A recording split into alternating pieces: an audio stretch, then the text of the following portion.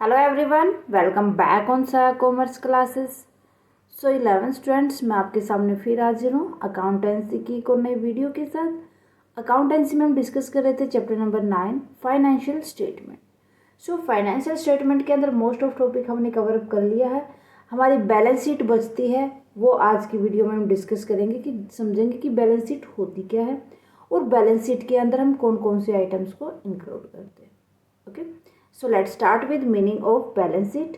Student, आपने इस chapter की प्रीवियस वीडियोस नहीं देखी हैं, मीन्स ट्रेडिंग अकाउंट कैसे तैयार करते हैं, पीएनएल अकाउंट कैसे तैयार करते हैं, ये सब आपने नहीं देखा है तो आप प्लेलिस्ट में जाएं और वो वाला टॉपिक सर्च करें और देख लें।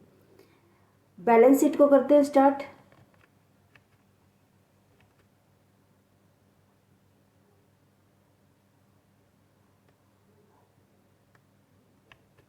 So balance sheet, what is balance sheet item. सबसे पहले हम देखेंगे कि बैलेंस शीट आइटम होती क्या है। The term balance sheet item refer to all the records. कौन सी term? Balance sheet items refer to all the record capture in the balance sheet in the form of assets and liability as of a certain reporting date. Means जो balance sheet तैयार होती है एक certain date को तैयार होती है, जैसे last day of the year होता है 31 मार्च 2000। ठीक है, तो स्पेसिफिक डेट के लिए जब हम देखते हैं कि किसी भी पर्सन, किसी भी कंपनी के पास कितनी असेट्स हैं और कितनी लायबिलिटीज़ हैं, इन सब को जो रिकॉर्ड हम रखते हैं, ये जितनी भी असेट्स की रिकॉर्डिंग होती है और जितनी भी लायबिलिटीज़ की जो होती है, इनको क्या बोलते हैं? हम आइटम्स बोलते हैं। जो ये असेट्स होती है और जो लायबिलिटीज़ होती है जितने टाइप की हमारे पास, वो बैलेंस शीट की आइटम कहलाती है। ठीक है, सो उसके बाद है it is important note that balance sheet is a one of 3 fundamental. Balance sheet क्या होती है? 3 fundamental financial statement, means other to being the income statement and cash flow statement. एक तो क्या होती है? बैलेंस शीट, एक क्या होती है? Income statement, cash flow statement. ये सब क्या होती है? हमारी फाइनेंशियल स्टेटमेंट होती है, तीनों की तीनों। उनमें से एक बैलेंस शीट हो जाएगी, एक इनकम स्टेटमेंट और एक कैश फ्लो स्टेटमेंट, जो हमें किसी भी फर्म की जो फाइनेंशियल पोजीशन होती है वो डिस्क्राइब करती है, तीनों की तीनों। इसी तरीके से बैलेंस शीट जो आज की वीडियो में हम डिस्कस कर रहे हैं। Financial analytics use to denominately for the purpose of both accounting and financial modelling. कि अकाउंटिंग जिसका यूज किसके लिए किया जाता है? फाइनेंशियल एनालाइज करना कि हमारी फर्म कितनी स्ट्रोंग है फाइनेंशियली। ठीक है, और इसके अंदर पर्पज क्या होता है इसका? अकाउंटिंग का भी और फाइनेंशियल मॉडलिंग का भी। पैसा कितना है ये देखना और उसकी रिकॉर्डिंग भी करना। Got it? समझ आ गया? सो इसके बाद हम डिस्कस करेंगे item of balance sheet. First क्या होती है? Current asset. Current asset and current liabilities दोनों हम डिस्कस करेंगे। पहले करंट एसेट्स की बात करते हैं। करंट एसेट होता है कैश एंड कैश इक्विवेलेंट।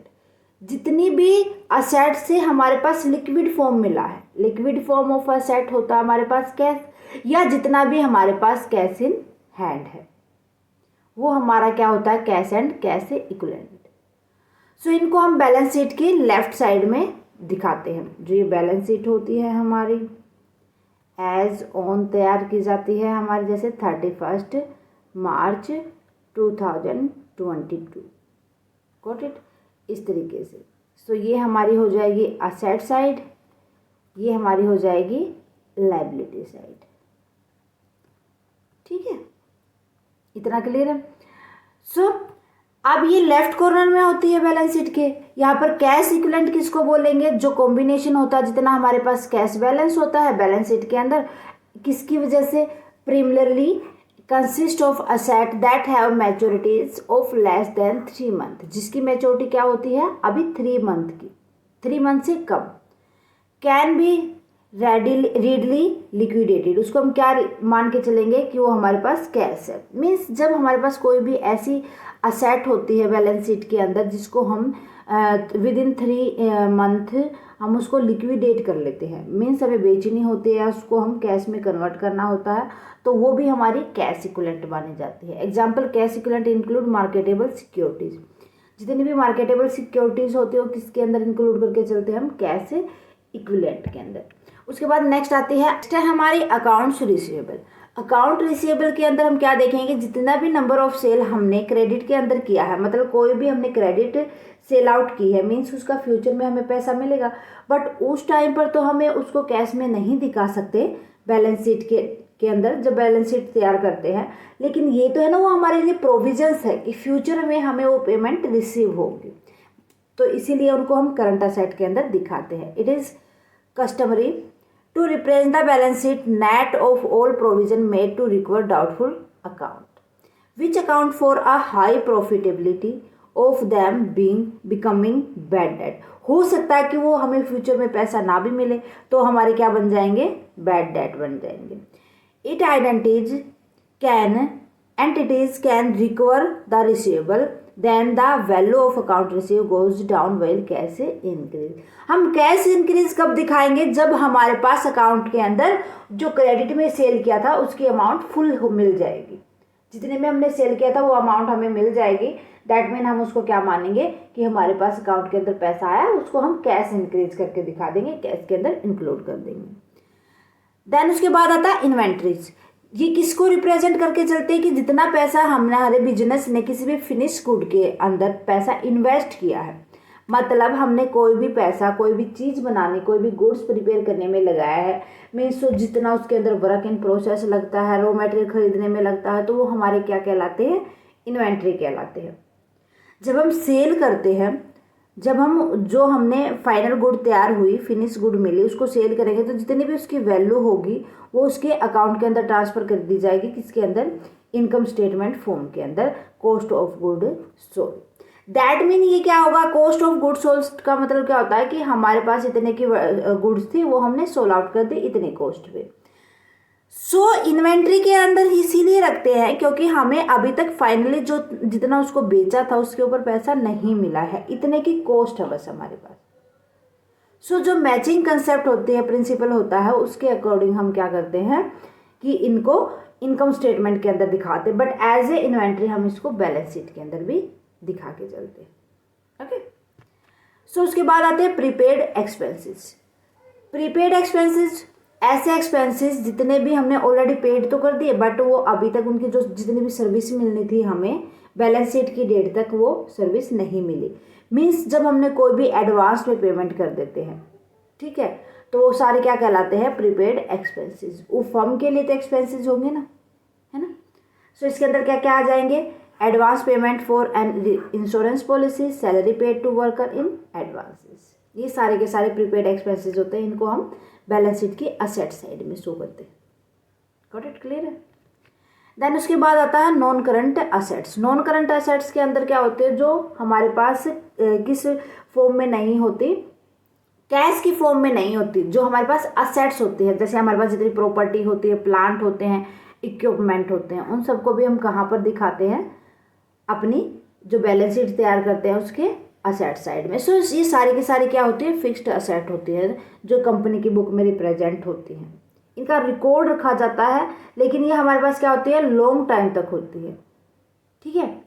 सो जो प्लांट प्रॉपर्टी एंड इक्विपमेंट होते हैं, ये हमें क्या मान के चलते हैं कि जब हम इनको तैयार करते हैं तो इनके ऊपर हमें डेप्रिसिएशन देना पड़ता है, किसको छोड़ के, लैंड को छोड़ के। सो इसके अंदर हम लैंड को इंक्लूड नहीं करेंगे, लैंड के लिए अलग से दिखाएंगे। देन उसके बाद आ जाती हैं इंटेंजिबल एसेट्स, जो हमें दिखाई नहीं देती लेकिन हमारे फर्म के अंदर जो प्रॉफिटेबिलिटी को इंक्रीज करती हैं।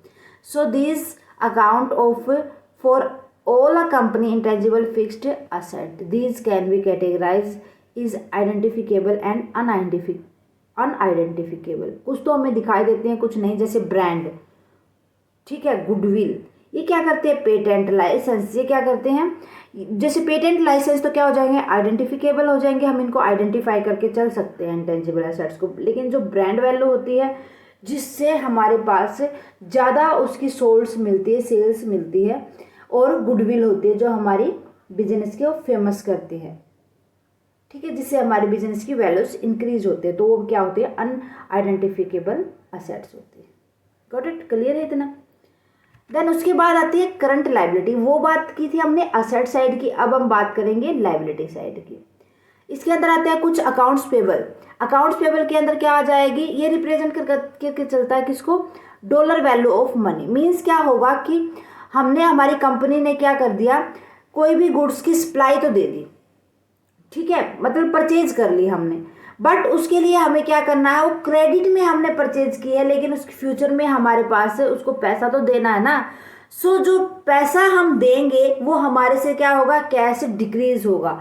मीन्स हमारे पास अभी लाइबिलिटी है, वो जो अकाउंट्स में से पे करना है कि हमने कोई भी परचेज क्रेडिट में की है, तो उसका फ्यूचर में जब पैसा देंगे तो उस टाइम पर हमारा कैश डिक्रीज होगा। मीन्स हम उसके लिए लाइबल है, तो वो क्या हो जाएंगे, हमारे current liabilities.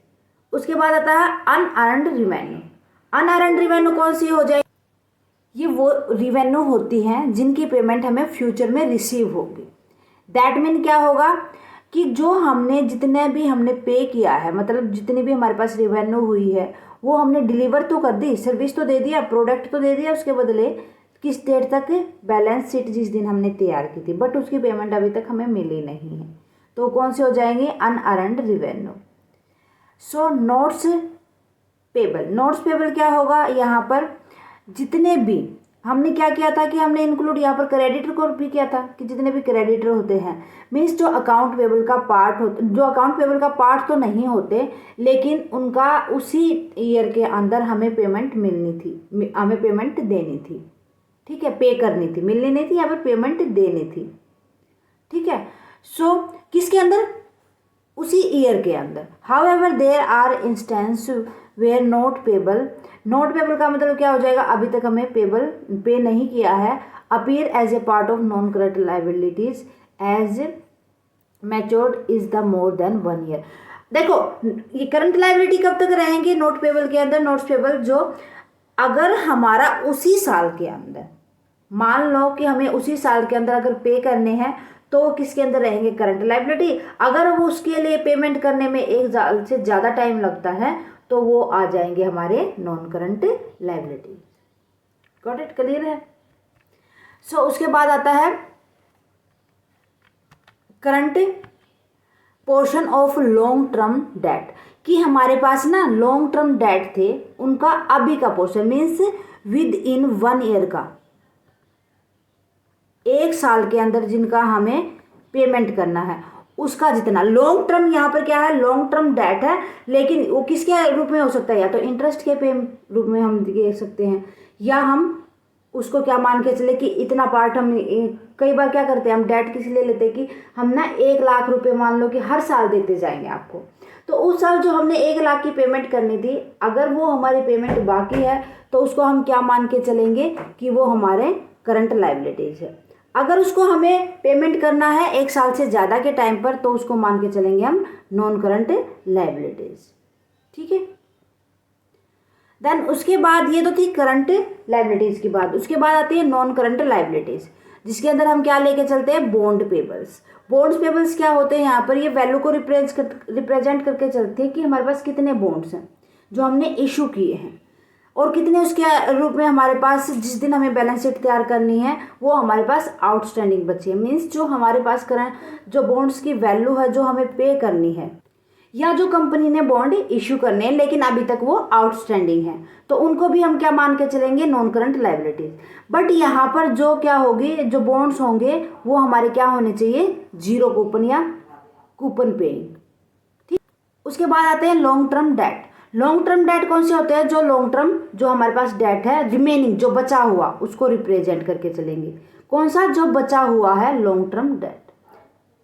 When captured under current liabilities, otherwise, अगर उनको हमने करंट लाइबिलिटीज के अंदर इंक्लूड किया था तो वहाँ हमने कर लिया, बट जो बचेगा, जो हमने करंट के अंदर अगर उन्हें नहीं किया है इंक्लूड, तो उनको हम क्या मान के चलेंगे, long term debt, non current liabilities. जितने भी लॉन्ग टर्म डेट होते हैं वो, जिनका एग्रीगेट होता है, वो मोस्टली नॉन करंट लाइबिलिटीज के अंदर ही आते हैं। जितना उनका अगर कोई पार्ट हमें पे करना है 1 साल के अंदर, तो वो हमारे करंट लाइबिलिटी में आते हैं। इसके अंदर क्या आ जाएगा, प्राइमरी टर्म लोन्स जितने भी होते हैं वो सारे। देन उसके बाद आते हैं share holder equity. Share holder equity के अंदर फर्स्ट आ जाएगा हमारा share capital.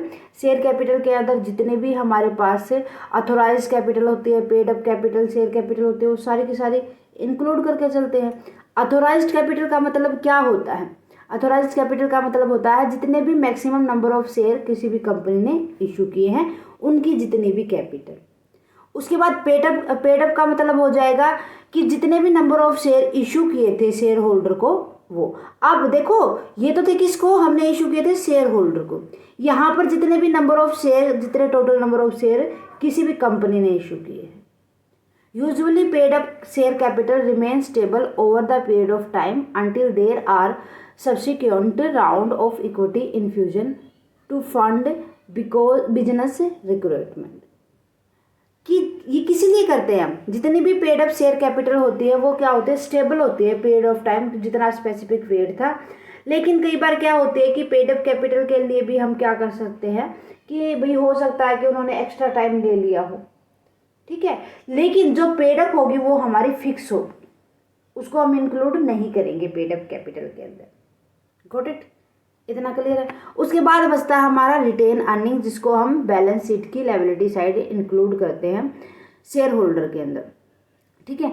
It represent the portion of net income retain in the company book over a period of time. भाई जितनी भी नेट इनकम बची हुई है क्या होगा, किसको रिप्रेजेंट करेगा, जितना नेट इनकम का पोर्शन किसी भी कंपनी के पास बचा हुआ है। If the company generate a profit this account receive the remaining net income after divided payment. कि अगर किसी भी कंपनी को प्रॉफिट हुआ तो प्रॉफिट को डिस्ट्रीब्यूट करने के बाद जितना हिस्सा बचेगा नेट इनकम का वो रिटेन अर्निंग कहलाएगा। However in case of losses, अगर लॉस होता है तो इसका मतलब क्या होगा कि जो रिटेन अर्निंग होगी हमारी उसको हम क्या कर सकते हैं, डेट्रोएशन। मतलब क्या होगा, उसमें से हम एप्रोप्रिएट होता है, यहाँ पर एप्रोप्रिएट के अंदर अगर डेट्रोएशन का मतलब क्या हो जाएगा, एप्रोप्रिएशन में तो क्या होता है जो प्रॉफिट बचता है, यहाँ पर क्या हो जाएगा कि जो लॉस में गया तो एप्रोप्रिएशन में से भी हमने लॉस पे कर दिया भैया, ठीक है, क्लियर है। सबसे पहले हमें लॉस को रिकवर करना है, उसके बाद दूसरी चीजें देखनी है। Got it? सो ये था हमारा बैलेंस शीट। होप आपको अच्छे से समझ आ गया होगा। बैलेंस शीट के लिए अलग से तैयार करके नहीं देखेंगे, एक और क्वेश्चन देखेंगे जिसके अंदर हम trading account, PNL account and balance sheet तैयार करेंगे। ओके, ठीक है। सो नेक्स्ट वीडियो में इस चैप्टर को हम कंप्लीट कर लेंगे। सो स्टूडेंट आज के लिए बस इतना ही, मिलते हैं नेक्स्ट वीडियो में विद द नेक्स्ट टॉपिक। आज की वीडियो में कोई भी डाउट है मुझे कमेंट सेक्शन में लिख दे, साथ के साथ कमेंट करके बताएं वीडियो कैसी लगी। अच्छी लगी तो प्लीज़ लाइक और अदर स्टूडेंट के साथ ज़्यादा से ज़्यादा शेयर करें।